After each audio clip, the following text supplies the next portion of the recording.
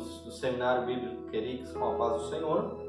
E hoje estamos aqui na quarta videoaula para tratar um tema importantíssimo. Nós já falamos sobre a fé, já falamos sobre salvação, já falamos sobre a justificação. Agora, hoje, estamos aqui para falar sobre o poder que nos transforma.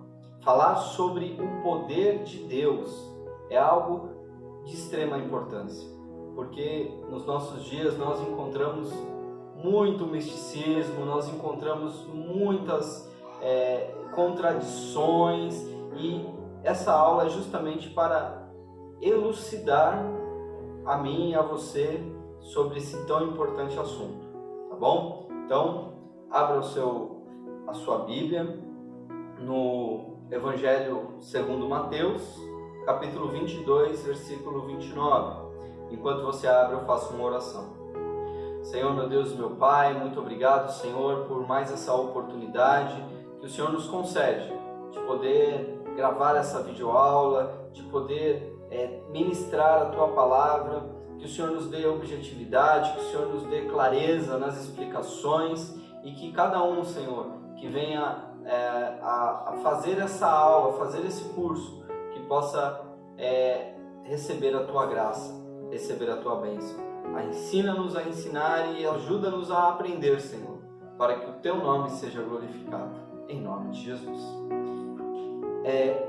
Então, só para mostrar que essa ministração faz parte do nosso curso Primeiros Passos, Discipulado Nível 1, estamos aqui com o livro, de esboço para essa ministração. Então, Mateus, capítulo 22, versículo 29, diz assim: Jesus, porém, respondendo, disse-lhes: errais, não conhecendo as Escrituras e nem o poder de Deus.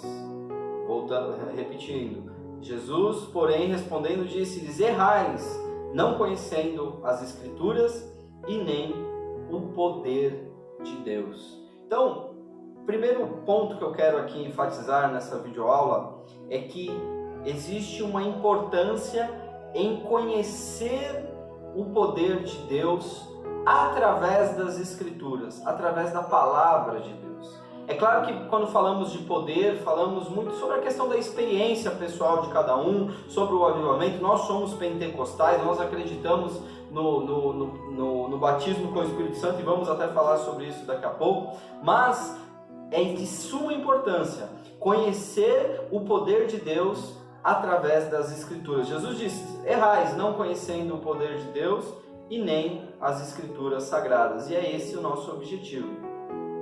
Em Atos capítulo 8, versículo 9 e 10, a palavra fala sobre um acontecimento em Samaria, acerca de um homem chamado Simão, um homem que praticava as artes mágicas lá em Samaria e que enganou muitos erraram, muitos de Samaria erraram por não conhecer o verdadeiro poder de Deus. Então, em Atos capítulo 8, versículo 9 e 10, ele diz assim: ora, estava ali certo homem chamado Simão, que vinha exercendo naquela cidade a arte mágica, ou seja, a feitiçaria, fazendo pasmar o povo de Samaria e dizendo ser ele uma grande personagem, ao qual todos atendiam, desde o menor até o maior, dizendo: este é o poder de Deus que se chama grande. Então, irmãos, além de reconhecer um poder que não era o poder de Deus, os moradores de Samaria reconheciam o que aquele homem praticava como sendo o grande poder. Então, irmãos, esse é o nosso objetivo: conhecer o poder e não errar. Como Jesus disse, não errais por não conhecer as Escrituras. Nós temos que conhecer as Escrituras para não cair no engano, no erro. Nem tudo que é espiritual, nem tudo que parece ser espiritual vem de Deus. Aqui este homem, ele fazia pasmar o povo. O povo olhava e falava: nossa, o que esse homem faz só pode vir de Deus, e esse é o grande, o poder de Deus, o grande. Nós temos no nosso tempo, meu irmão e minha irmã, muitos homens que estão realizando sinais, prodígios e maravilhas, e Deus disse que era mister, Jesus disse que era mister que isso acontecesse, e que esses enganariam até, se possível, os escolhidos. Por isso temos que nos atentar, em primeiro lugar, para a palavra de Deus. Irmãos, o primeiro estudo sobre, poderíamos dizer, o primeiro estudo etimológico, né, que eu realizei, o primeiro estudo, quando eu comprei um léxico de grego, hebraico, aramaico, que me impulsionou a fazer o primeiro estudo, foi sobre esta palavra, o poder. Porque nós temos vários textos na Bíblia que nós encontramos essa palavra, e eu comecei a pesquisar sobre alguns versículos que me davam base, que tinham essa palavra, o poder, e procurei entender, e por isso saiu essa ministração. Deus me inspirou a fazer essa ministração. Então, o primeiro versículo que eu analisei nesse ponto de vista etimológico, né, analisando a palavra poder, foi Romanos capítulo 1, versículo 16, que diz o seguinte: porque não me envergonho do evangelho de Cristo, pois é o poder de Deus para a salvação de todo aquele que crê, primeiro o judeu e também o grego. Então, o primeiro aspecto do poder que eu gostaria de compartilhar com você é o poder da salvação, né? É o poder da salvação. Então, analisando essa palavra no original, a palavra grega é a palavra dunamis, ou, se você preferir, dinamis. Essa palavra ela tem um significado muito interessante. Ela significa poder inerente, poder que reside numa coisa em virtude da sua própria natureza. Então, o poder aqui que o Senhor está nos mostrando através da sua palavra, o poder para a salvação que está no próprio Evangelho, ele fala: não me envergonho do Evangelho, porque ele é o poder de Deus para a salvação. Esse é um poder que não depende de mim. Então nós temos aqui essa primeira análise de um poder que não depende de mim, é um poder que ele não pode ser ligado ou desligado. Agora eu posso fazer que esse poder funcione na hora que eu desejar. Não, irmãos.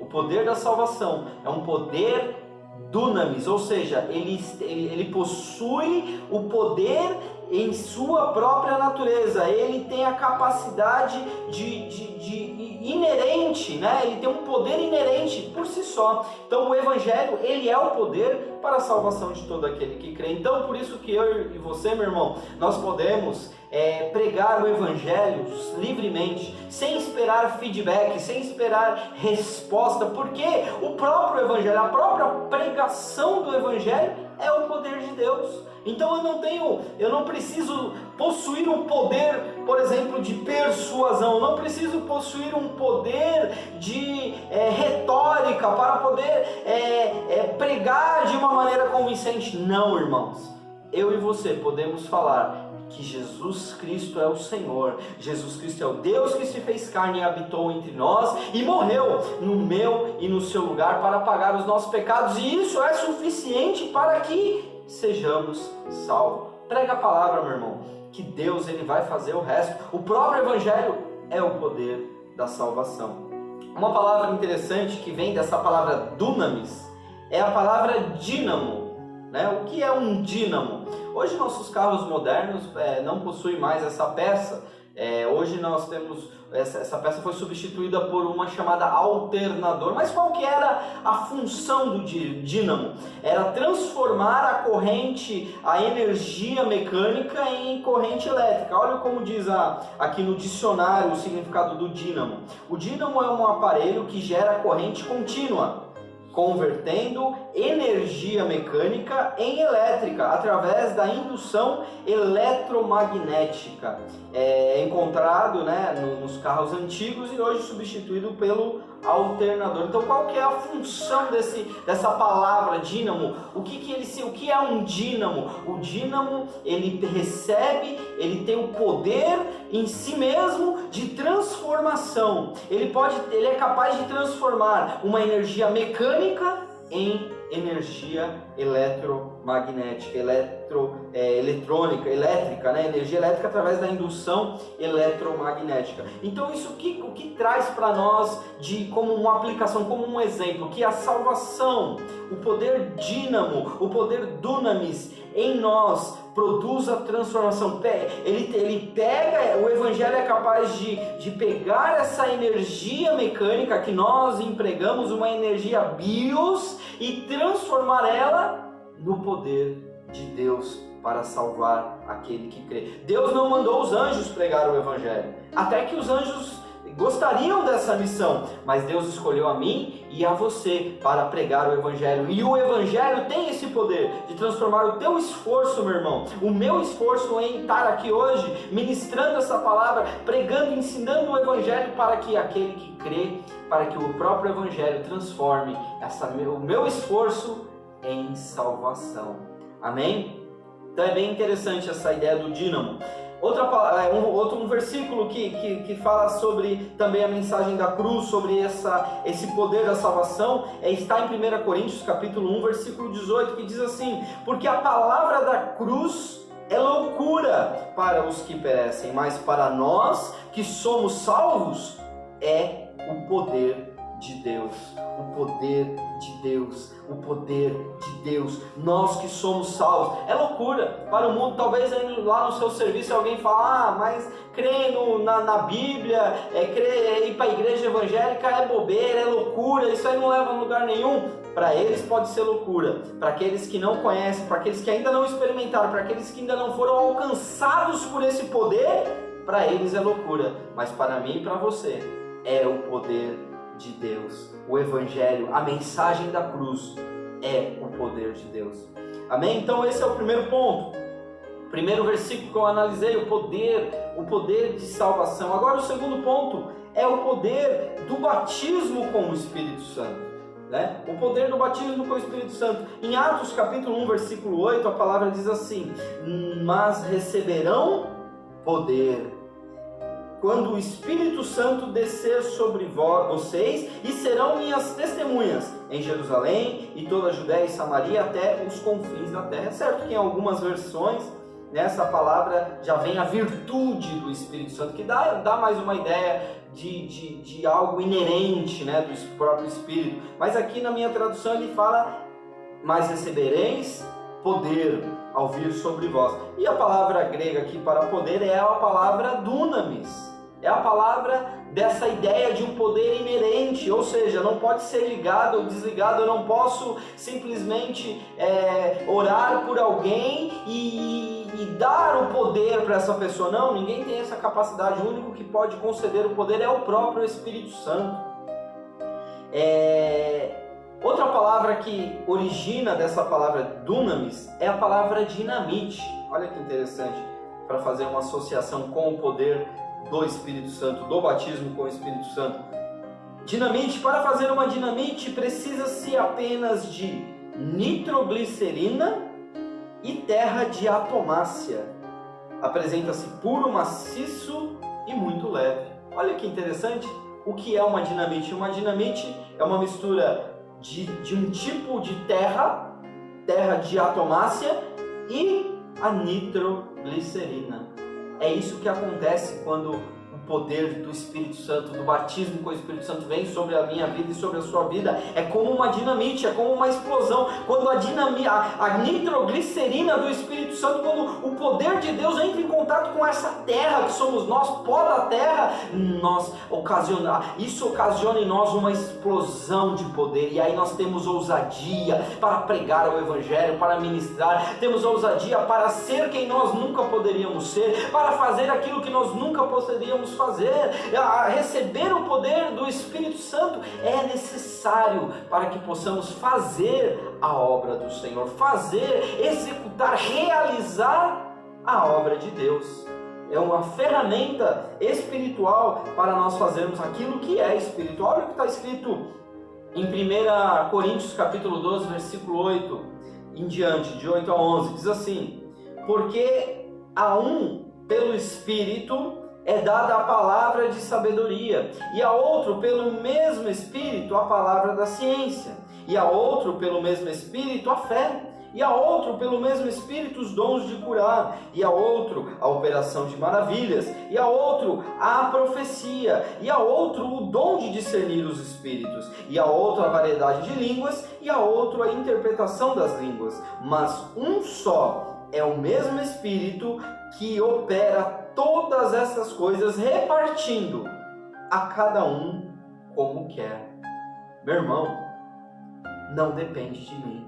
O Espírito Santo reparte a cada um como quer, né? E a palavra dons aqui, ela é uma palavra que vem da palavra charisma, é a palavra grega charisma, que vem da raiz charis, ou haris, que significa graça. Então, o que é o charisma? O charisma é o favor de que alguém recebe sem qualquer mérito, é o dom da graça divina. Ou seja, meu irmão, Deus, Ele dá o poder, Ele compartilha o seu poder com a humanidade, a fim de que nós possamos fazer a obra dele, e isso não vem de vós, não vem de mim, é um dom, é uma graça, é um charisma ou carisma que Deus nos abençoa para realizar essa obra. Esses dons que é listado aqui em 1 Coríntios capítulo 12, nós dividimos de maneira didática, é claro, para ficar mais fácil o entendimento, em 3 grandes categorias. A primeira são os dons de revelação. Os dons de revelação é composto por palavra de sabedoria, palavra de conhecimento e dom de discernir espíritos, discernimento de espíritos. O segundo é o dom de poder. Os dons de poder é o dom da fé, o dom de curar e o dom de operação de maravilhas ou de milagres. E o último é os dons de inspiração, que é a palavra, é a profecia, a variedade de línguas e a interpretação de línguas. Então, irmãos, esses 9 dons estão hoje disponíveis para a igreja.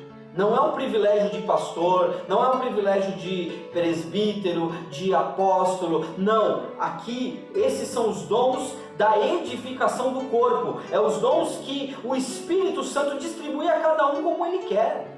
Então é importante que você conheça esses dons e que busque os melhores dons, como diz o apóstolo Paulo. Quando você entende o seu chamado, entende o seu ministério, você vai orar, pedindo, buscando para que Deus te agracie, porque isso faz parte. Nós não podemos manipular, ligar ou desligar isso, porém nós podemos sim orar, nós podemos sim pedir, nós podemos buscar, porque isso é o dom da dádiva de Deus para a sua igreja. Então, só recapitulando: dons de revelação, dons de poder e dons de inspiração.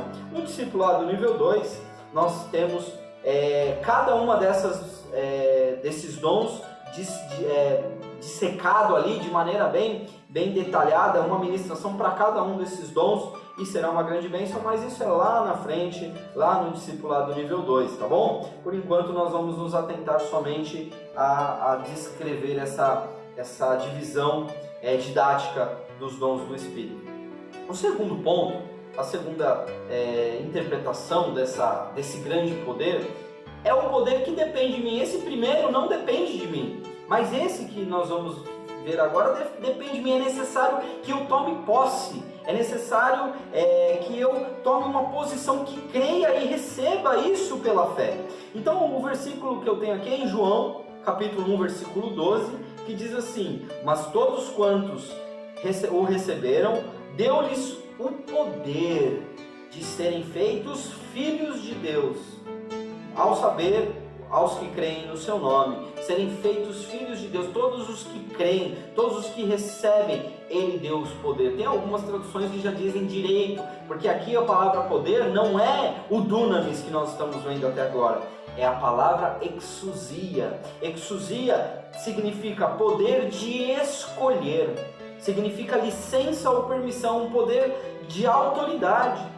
Olha o significado que tem no léxico Strong: é o poder de reger ou governar, é o poder de alguém que a vontade e as ordens devem ser obedecidas pelos outros. Então é uma autoridade.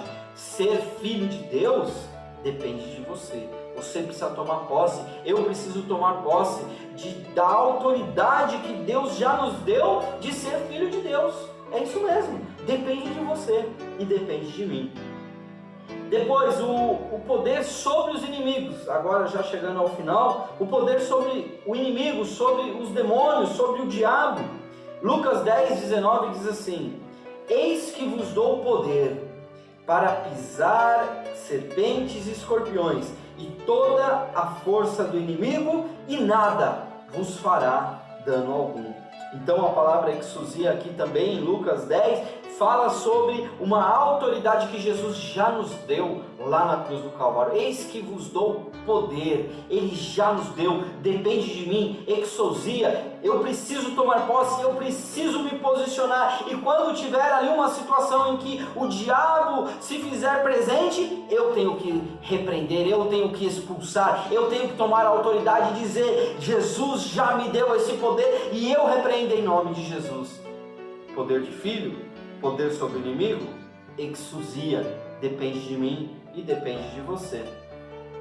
E para concluir, 2 Coríntios capítulo 4, versículos 5 a 7, eu tenho aqui a versão da tradução NVI, que diz assim: porque não nos pregamos a nós mesmos, mas a Cristo Jesus, o Senhor, e nós mesmos somos vossos servos, por amor de Jesus, porque Deus, que disse que das trevas resplandecesse a luz, é quem resplandeceu em nossos corações para a iluminação do conhecimento da glória de Deus na face de Jesus Cristo. Temos, porém, este tesouro em vasos de barro, para que a excelência do poder seja de Deus e não de nós.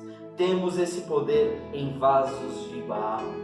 Meu irmão e minha irmã, você que está fazendo esse curso, você que está aqui estudando a palavra de Deus juntamente conosco no Seminário Bíblico Querix, no curso dos primeiros passos, meu irmão, tudo isso está disponível a mim e a você, mas é um tesouro que precisa ser depositado em um vaso de barro. Seja um vaso de barro, busque ao Senhor, tenha fé, tome posse e receba o verdadeiro poder de Deus. Em nome de Jesus.